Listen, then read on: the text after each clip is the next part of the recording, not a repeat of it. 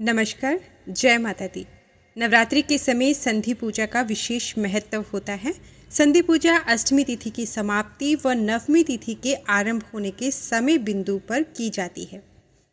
धार्मिक मान्यता के अनुसार संधि काल में किया गया हवन और पूजा शीघ्र फलदायी होती है। मान्यता है कि इस समय देवी महागौरी की आराधना करने से भक्तों को मनोवांछित फल प्राप्त होते हैं। उन्हें आरोग्य, सुख, समृद्धि का आशीर्वाद प्राप्त होता है। यही कारण है कि हर वर्ष नवरात्रि की अष्टमी पर संधि पूजा की जाती है।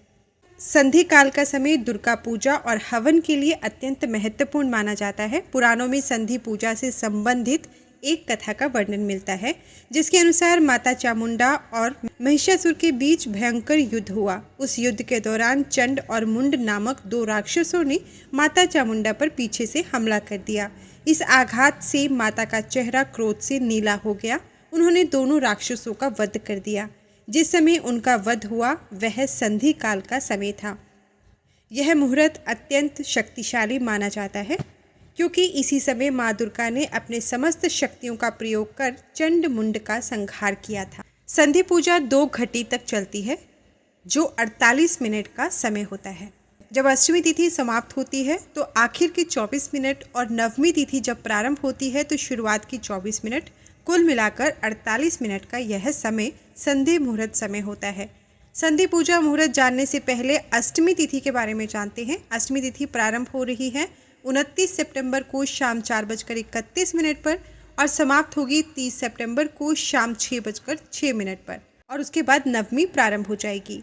संधि पूजा मुहूर्त बता देते हैं, ये है 30 सितंबर 2025 शाम 5:42 से शाम 6:30 तक। ये 48 मिनट का समय है। जो लोग शत्रुओं से परेशान हैं उन्हें संधि काल के दौरान माता चामुंडा के सम्मुख 108 दीपक जलाना चाहिए। इससे प्रसन्न होकर माता अपने भक्तों के शत्रुओं का नाश करती है। संधि पूजा के समय कई स्थानों पर केला, ककड़ी, कद्दू आदि की बलि दिए जाने का भी विधान है। माँ दुर्गा को लाल वस्त्र, लाल फल, फूल, चावल, सूखे मेवे चढ़ाए जाते हैं। वस्त्र, आभूषण आदि का श्रृंगार भी उनको अर्पण किया जाता है।